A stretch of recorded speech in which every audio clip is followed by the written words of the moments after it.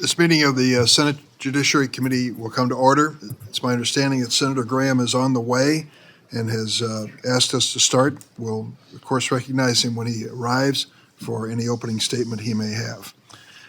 Last week, I went to the Senate floor and paid tribute to a fallen Chicago police officer, Andre Vasquez Lasso, 32 years old. He was an immigrant to this country, became a U.S. citizen, volunteered for the Chicago Police Department, and served there for 5 years. He was killed protecting the same Southwest Side neighborhood he lived in. On March 1st, Officer Vasquez Lasso responded to a 9/11 call about a domestic violence incident. When he arrived on the scene, the suspect fled and a chase ensued. The suspect had a gun, and when he ran into an elementary school playground with children present, he turned and fired it 5 times. Kids were taking cover under slides and equipment they could find on the playground. Officer Vasquez Lasso was killed. For his funeral last week at St. Rita's Chapel, his wife Milena wrote, and I quote, "I wish I would have hugged you stronger that Wednesday morning, given you more goodbye kisses. If only I had known it was the last time I would see you alive." Every day, millions of Americans, like Officer Vasquez Lasso, dedicate themselves to protecting public safety and keeping our communities and our kids safe. Law enforcement officers, emergency responders, social service workers, community leaders, and teachers. These are increasingly dangerous jobs, in part because there are more guns than people in this country, and hundreds of Americans are shot every day. We owe it to these Americans to enact laws that will help protect them from being shot and killed. I believe that well-regulated firearm ownership to keep America safe is consistent with the Second Amendment.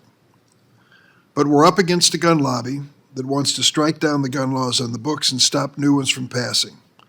And that brings us to the Breun case. Here's a brief video.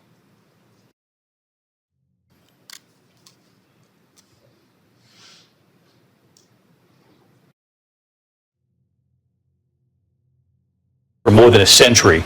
But the ruling tonight impacts not only New York, but 7 other densely populated states with similar laws where 80 million Americans live. Shocking. Absolutely shocking. In addition, the court established a new test for determining whether gun legislation is constitutional. The old test had history in it, but it also considered contemporary costs and benefits. What the new test apparently does is say no consideration of contemporary costs and benefits, only history. What the Supreme Court said, what Justice Clarence Thomas said is, you can't balance the individual right against public safety, against protecting against violence and crime. You can only look at, quote, history and tradition. The NRA and other gun rights advocates are going to be able to go into court and challenge hundreds of gun laws that have been upheld by the courts. A federal judge in Texas has ruled it's no longer constitutional to ban people under felony indictment for buying guns. Appeals court ruled yesterday that the government can't stop people who have domestic violence restraining orders against them from owning guns. The bottom line, a lot of gun laws on a lot of jurisdictions could now be vulnerable with this new standard that the Supreme Court has come up with. For the record, the Breun decision came down the day before the Dobbs decision, which of course drew a lot of public attention. The gun lobby got what it wanted in the 2008 Heller case, a Supreme Court decision making clear that the Second Amendment is an individual right. But the gun lobby wasn't happy with more than 1,500 cases that implemented Heller in the lower courts. Why? Because those cases largely upheld the gun laws on the books from constitutional challenge.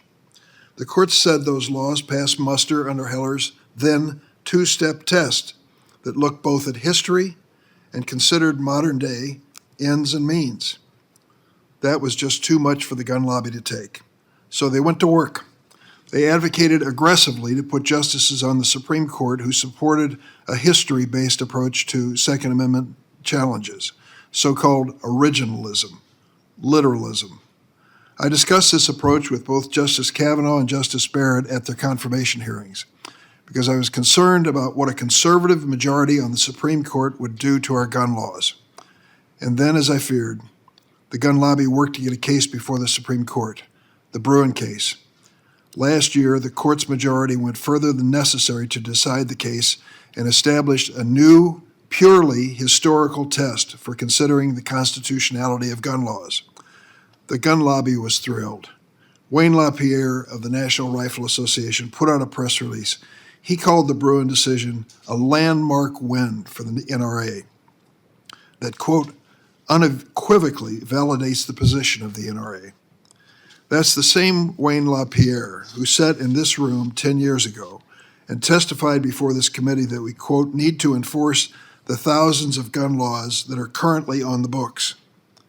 But his Breun press release didn't say that. It said, quote, many unconstitutional gun control laws remain in America. The NRA will continue to fight these laws. Now, after the Breun decision, long-standing gun laws on the books are being challenged across the country, more than 100 cases so far. And under the new Breun historical test, judges decide not whether a law reasonably protects public safety, but whether the law resembles laws that were in place in 1791 or in 1868. In the beginning, in 1791, of course, we were talking about muzzle-loading muskets. I think about drawing that standard, legality and constitutionality based on 1791. And I think about last 4th of July in Highland Park, Illinois, when a deranged individual went on the roof of a downtown business and discharged 83 rounds in 60 seconds, killing 7 innocent people and injuring dozens of others, including paralyzing an 8-year-old little boy, Cooper Roberts. So it's no surprise to see decisions like the Fifth Circuit's recent Rahimi case. A panel of judges struck down a federal law barring those with domestic violence restraining orders from possessing guns.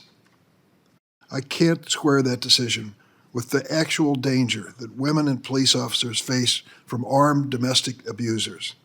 And I don't believe the founders of this nation would have wanted courts to simply ignore this danger when applying the Constitution they wrote. The chaos that the Breun decision has caused was predictable.